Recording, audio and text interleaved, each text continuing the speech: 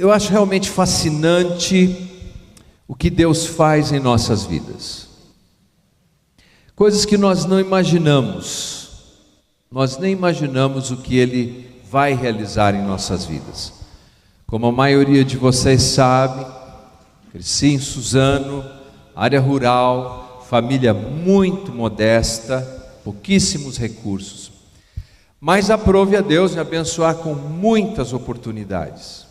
E numa dessas oportunidades, eu estive dando treinamento corporativo para empresas nos Estados Unidos. E numa dessas empresas, o dono da empresa, no final de um desses treinamentos, me perguntou se eu gostaria de voar com ele, fazer um voo panorâmico na região de Dartmouth e de New Bedford, em Massachusetts. E claro, estava ali, por que eu ia perder essa oportunidade? Fomos, lugar lindíssimo, voamos sobre a costa, vimos os lindos condomínios. Ele até apontou para uma mansão enorme, disse: está vendo aquela mansão? É do Tom Cruise. Tom Cruise deu até umas... não, estou exagerando. Depois de um tempo que nós estávamos voando, e ele me explicava ali toda a parte de instrumentação do avião, um Cessna 172, ele então me perguntou: quer pilotar? Eu já estava ali, por que não? Eu falei: claro. Ele falou: bom, então pode segurar aí o yoke. Eu tive certeza o que era primeiro, o volante da aeronave. E ele me explicou algumas coisas básicas. Ele falou: olha, você tem que olhar com atenção para esse instrumento, que é um coordenador de curvas, e você tem que olhar também para esse horizonte artificial. Não importa o que aconteça, olhe para os instrumentos. E lá fui eu, pilotando. Chacoalhava um pouquinho, como você pode imaginar, mas eu olhava para a janela, via um pouco da paisagem, voltava no controle ali. E depois ele me disse assim: agora, Leandro, nós estamos nos aproximando de uma grande e densa nuvem. Olhe os instrumentos. E entramos naquela nuvem e, para ser sincero, todas as direções pareciam idênticas. Não sabia se era para cima, para baixo, para a direita, para a esquerda. Não tinha menor senso de direção. Ele apenas repetia: Leandro, olhe para os instrumentos. Quando saímos da nuvem, ele disse: parabéns, você não entrou em pânico. Eu disse a ele: eu devia ter entrado em pânico. Ele falou: você não sabe? Você já ouviu falar de John Kennedy Jr.? Eu falei: sim. Ele falou: pois é, ele morreu num desastre aéreo, porque ele estava voando na costa, entrou numa nuvem, perdeu o senso de direção, e ao invés de olhar para os instrumentos, ele tentou fazer um voo visual, entrou em parafuso e morreu num acidente aéreo. Ele falou: a propósito, você quer aterrissar a aeronave? Eu falei: não, obrigado, você mesmo pode fazer isso. Olhar para os instrumentos nos ajuda a evitar o pânico. Me parece que foi isso que Jesus procurou ensinar aos seus discípulos na sua jornada. Porque veja você, nós temos a tendência de pensarmos que seguir a Jesus nos dará como grande benefício entrar no céu. Nós pensamos isso, mas isso é um pensamento errado. Eu te digo por que é errado. Porque nós não entramos no céu porque seguimos a Jesus. Você me ouviu bem? Nós entramos no céu porque cremos em Jesus. Um dos versículos mais conhecidos da Bíblia, João 3,16, diz: porque Deus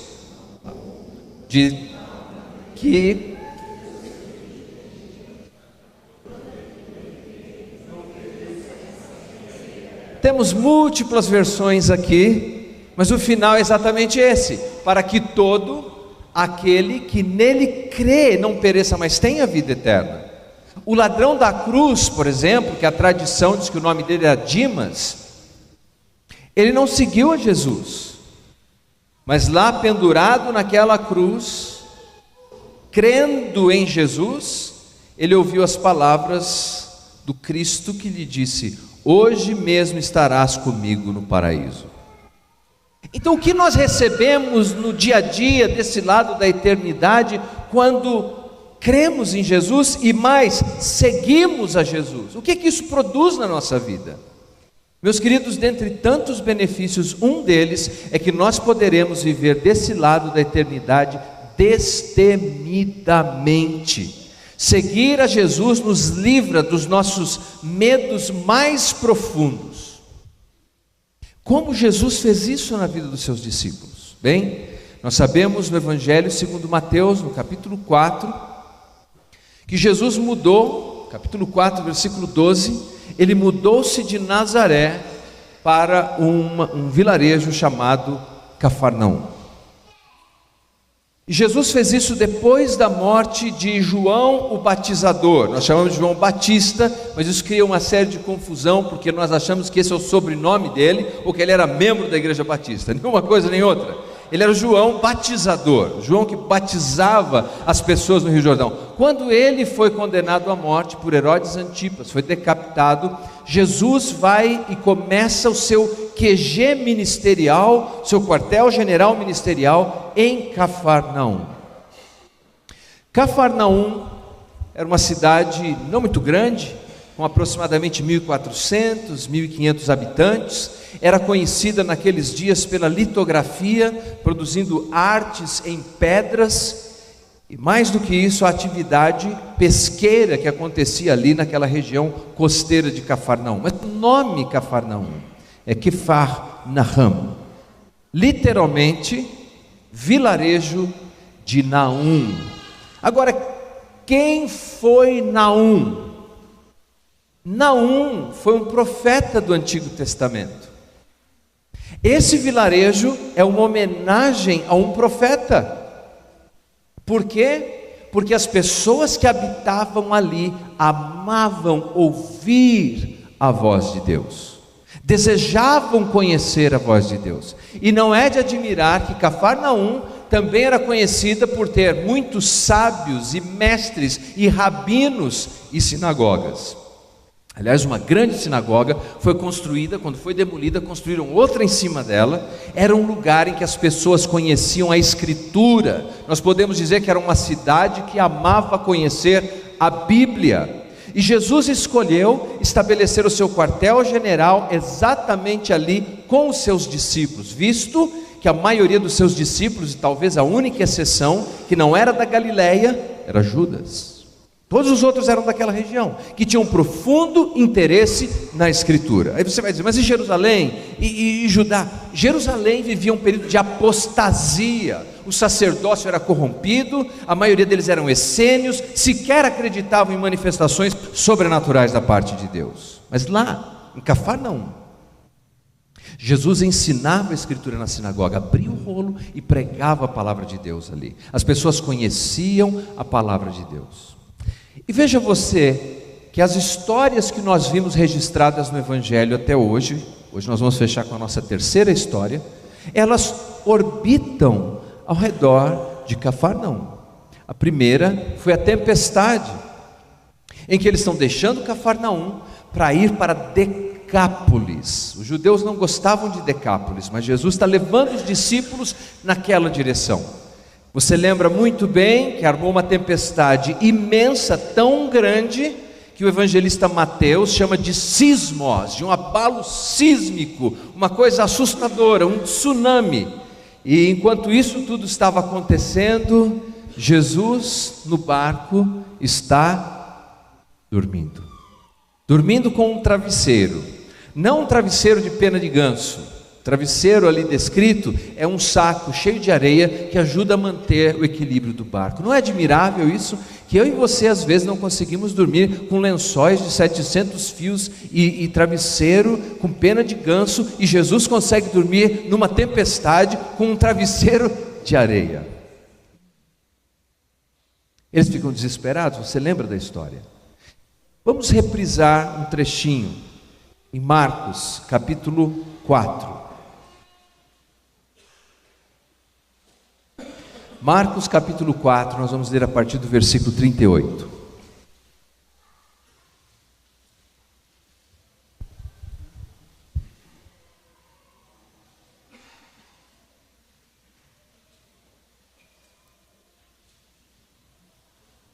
Se você encontrou, por favor, diga amém.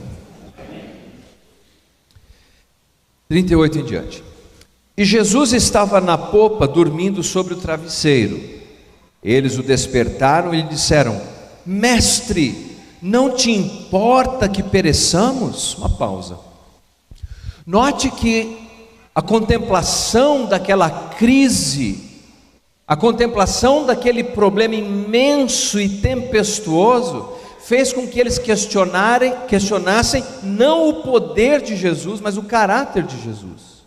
Não te importa? A pergunta é: você consegue fazer alguma coisa a respeito disso? Não foi a pergunta deles. A pergunta deles foi: o Senhor não está nem aí com o que está acontecendo conosco? É sério demais quando não interpretamos as nossas crises pelos olhos da fé. Começamos a colocar em xeque e questionar o caráter de um Deus que é santo. O texto continua: e ele, despertando, observe bem, repreendeu o vento e disse ao mar: acalma-te, emudece. O vento se aquietou e fez grande bonança. Então lhes disse: por que sois assim tímidos? Como é que não tendes fé? Versículo 41. E eles, possuídos de grande temor, diziam uns aos outros: quem é este que até o vento e o mar lhe obedecem? Jesus leva os seus discípulos para viver em Cafarnaum, o vilarejo da voz profética, o vilarejo que ama a Escritura, o vilarejo que ama a palavra de Deus. Jesus quer que os seus discípulos chequem o instrumento de voo da vida continuamente. Algumas pessoas acham que Jesus veio para autenticar a Escritura, mas não é verdade. A Escritura não precisa de autenticação de ninguém, nem dele. A Escritura foi usada por Jesus para autenticar quem ele era, é o contrário. Era à medida que os discípulos enxergassem a Escritura, eles entenderiam quem era Jesus. E eu ouso dizer que tudo que Jesus fez em atitude, em palavra e em ação, de alguma maneira refletia a Escritura. Um exemplo: quando Jesus disse em Mateus capítulo 11: vinde a mim todos vós que estáis cansados e eu vos aliviarei, a versão curta do versículo, isso não é um ensinamento novo, é um ensinamento que nós encontramos lá no Antigo Testamento, em Êxodo capítulo 33, no versículo 14. Quando o Senhor diz a Moisés: eu vou com vocês e eu lhes darei descanso. Quando Jesus entra num barco e dorme num barco, e vem uma tempestade no barco, isso imediatamente nos leva a uma história do Antigo Testamento, a história do profeta Jonas. Jonas está num barco, Jonas dorme no barco, dorme de angústia e de vergonha. As pessoas não dormem só porque estão em paz. E ele dorme naquele barco, há uma grande tempestade, os marinheiros ficam apavorados, os marinheiros vão até ele, os marinheiros perguntam se ele não vai fazer nada a respeito. Há um contraste entre dois homens num barco, numa tempestade, com gente apavorada. No primeiro barco, o homem é o problema, Jonas. No segundo barco, na segunda tempestade, aquele é a solução, Jesus. Note que até esse ponto do Evangelho, os discípulos de Jesus já tinham visto coisas incríveis, maravilhosas acontecendo. Eles viram Jesus transformar água em vinho, litros e litros e litros. E nós sabemos que para transformar água em vinho, você tem que criar moléculas que não existem na água. Os discípulos, até esse momento da tempestade, já tinham visto Jesus curar leprosos. Não apenas hanseníase como nós conhecemos hoje, mas um tipo de lepra inimaginável e terrível. Eles tinham visto ele curar, eles tinham visto Jesus, inclusive, ressuscitar o filho de uma viúva. Mas sabe o que me impressiona? Nenhum desses fenômenos extraordinários fez com que os discípulos respondessem de maneira tão surpreendente como esse texto da tempestade. Nesse texto da tempestade, quando Jesus diz ao vento e diz ao mar que se acalme, se aquiete, imediatamente eles perguntaram o seguinte: quem é este? Quem é este que dá ordem aos ventos e ao mar e eles obedecem? Por que não fizeram esse tipo de pergunta diante dos outros sinais? Porque eles conheciam a Escritura, eles conheciam o livro. E o que dizia o livro? Salmo 107,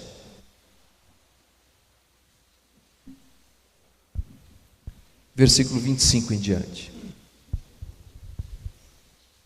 O Salmo 107, do versículo 25 em diante, está descrevendo Deus. E veja como ele é apresentado aqui. Pois ele, Deus, manda e faz levantar o vento tempestuoso, que ele eleva as ondas do mar. Eles sobem ao céu, descem ao abismo, esvaece-lhe a alma de aflição. Eles estão descrevendo alguém que está num barco. Balançam, cambaleiam como ébrios e perdem todo o tino. Então clamam ao Senhor na sua tribulação, e Ele os livra das suas angústias. Versículo 29. Faz o quê? Cessar a tormenta, de modo que se acalmam as ondas. Esses discípulos estão num barco como quem está ébrio, tentando equilibrar e levantar a sua vela, encontrar um caminho, uma solução, e de repente eles clamam a Jesus com dúvida do seu caráter, e Jesus faz exatamente o que o Salmo 107 diz que Deus faz. Ele ordena e tudo fica tranquilo. E eles perguntam: será? Será? Quem é este? Será que este é aquele? Será que este é aquele?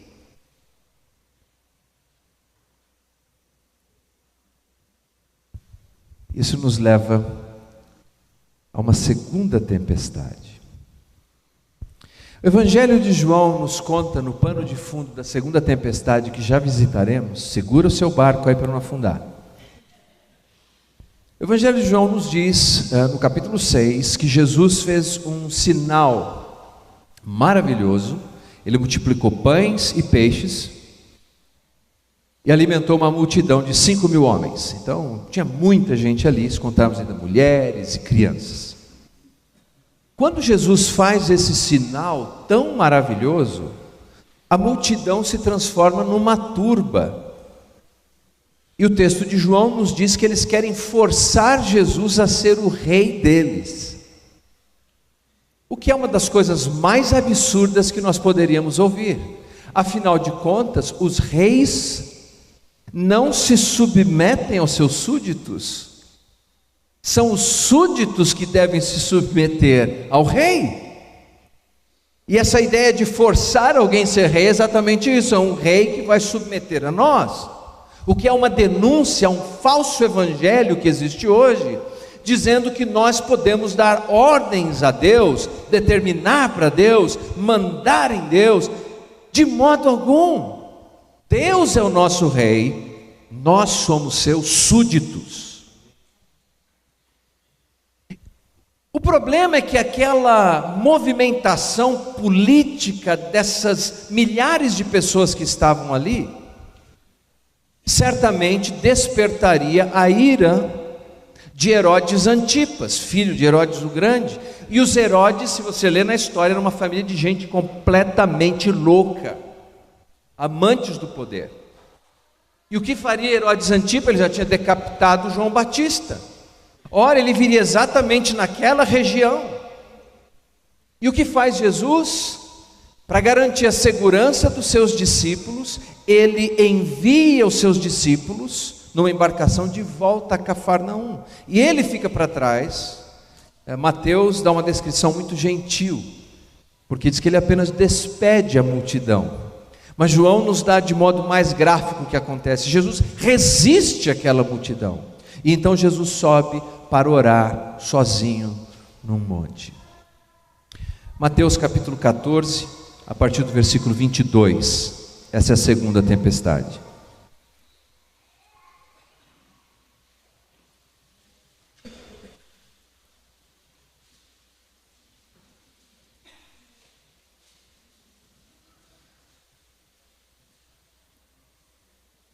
Logo a seguir, compeliu Jesus os discípulos a embarcar e passar adiante dele para o outro lado, enquanto ele despedia as multidões. E despedidas as multidões, essas multidões queriam forçá-lo a ser rei, João explica isso, subiu ao monte a fim de orar sozinho. Em caindo a tarde, lá estava ele só. Entretanto, o barco já estava longe, a muitos estádios da terra, açoitado pelas ondas, porque o vento era contrário.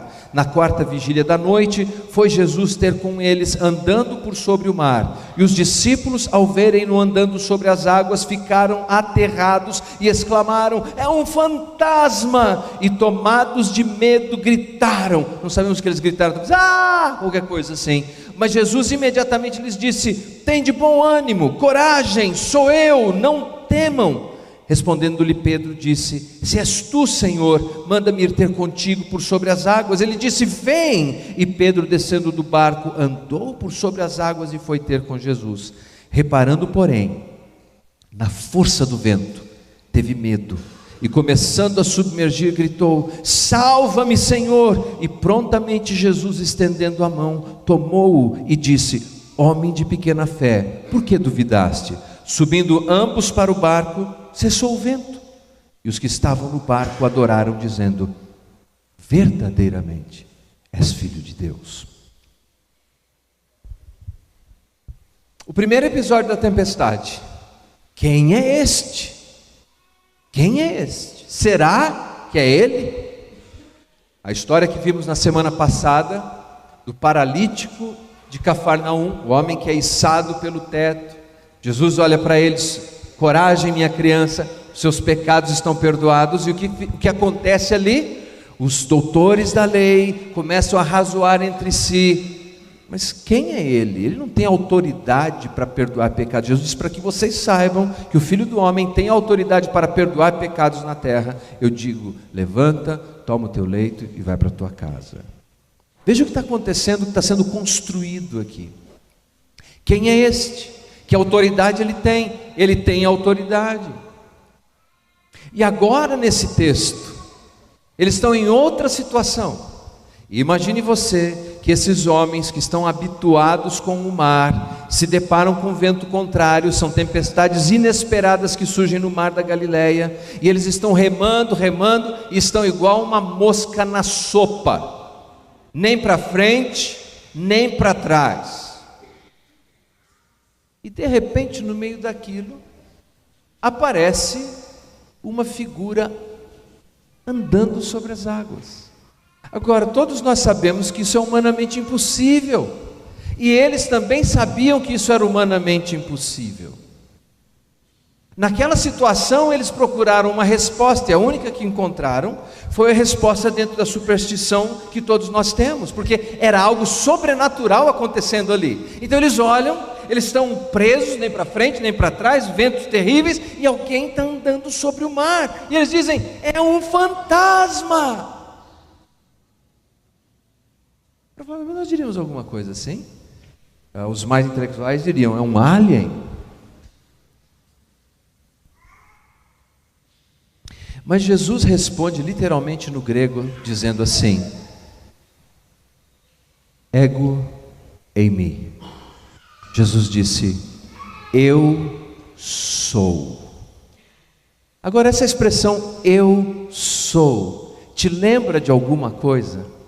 No Antigo Testamento, a Bíblia nos conta sobre Moisés e o seu encontro ali com uma sarça ardente, e Deus se revela a ele e explica para ele quem ele é. E Deus diz a Moisés: eu sou. Abra por favor a sua Bíblia no livro de Jó, capítulo 9, versículos 7 e 8. Jó, capítulo 9, versículos 7 e 8.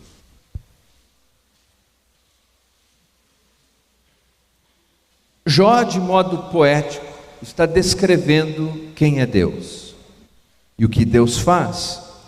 Veja o que ele diz: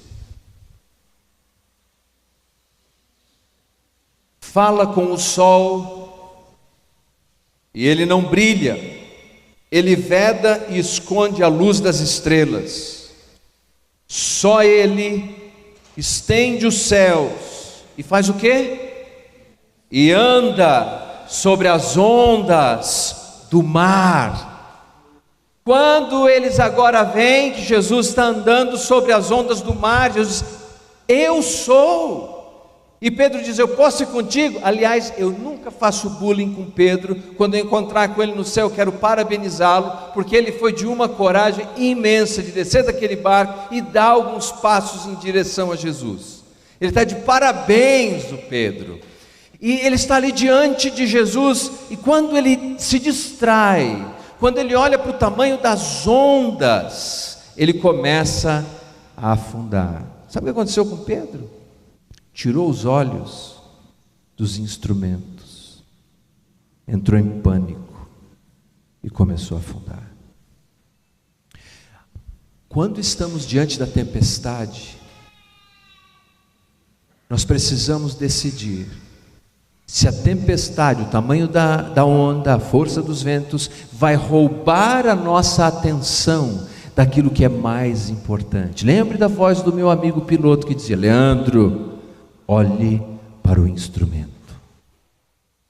E eles olharam, Jesus resgata Pedro, eles entram no barco, e agora não há pergunta, eles não perguntam quem é este, eles não perguntam se ele tem autoridade.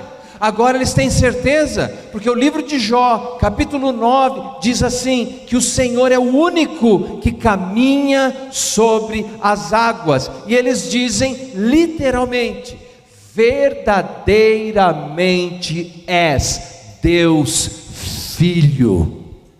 Na tempestade.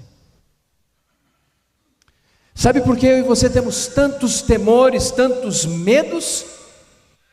Porque tiramos os olhos do instrumento. E como vamos ver Jesus? Como vamos enxergar a Jesus? Aqui está a maneira como ele se revela.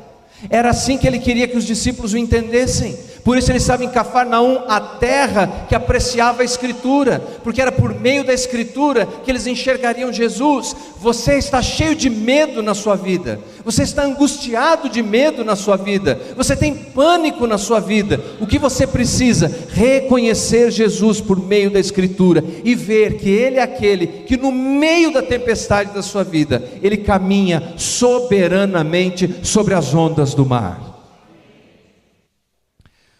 As estatísticas nos dizem que 84% dos brasileiros têm medo de envelhecer.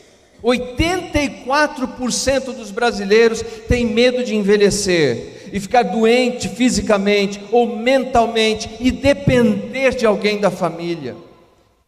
As estatísticas dizem que 60% dos nossos jovens de 18 a 30 anos, eles têm medo de não conseguirem concretizar os seus sonhos de carreira.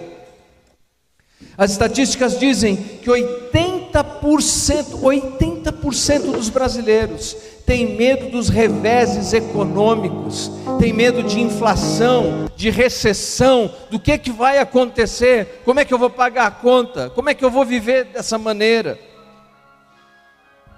40% dos brasileiros têm medo de enfrentar problema de saúde.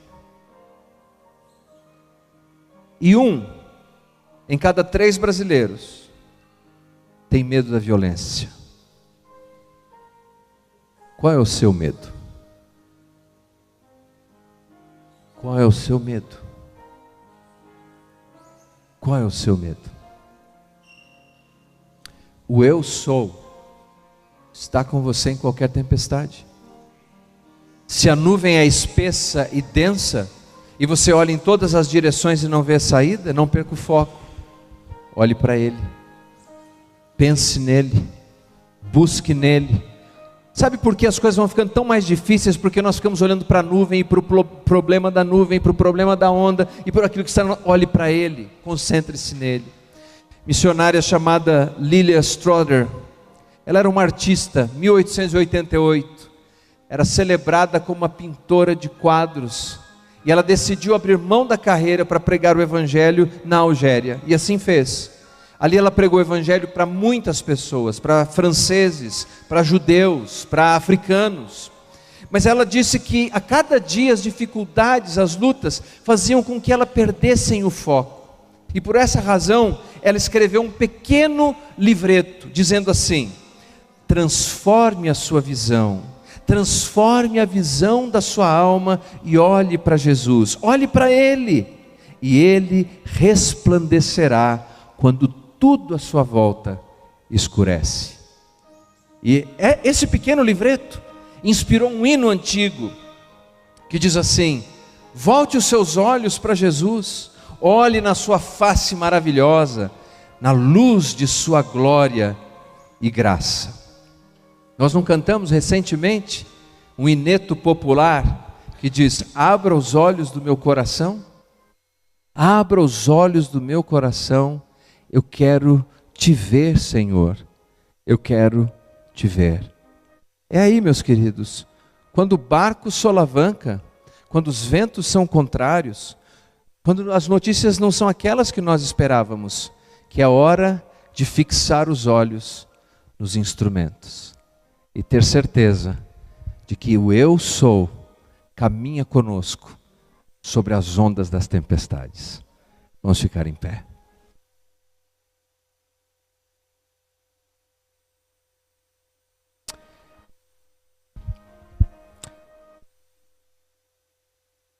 Pai Santo, Pai querido, obrigado por essa noite.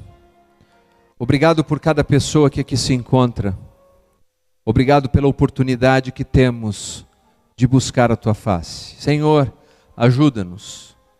Várias pessoas aqui nessa noite estão tomadas por temores.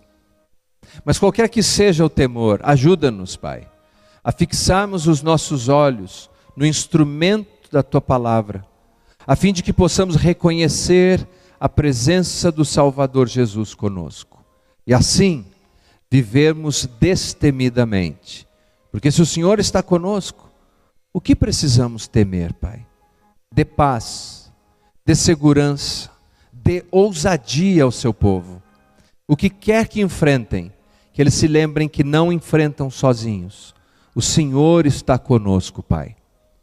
Senhor, nós te agradecemos por essa noite, agradecemos pela Tua palavra e pedimos que o Senhor, pelo poder do Teu Espírito Santo, entesoure a Sua palavra em nossos corações. Em nome de Jesus, amém.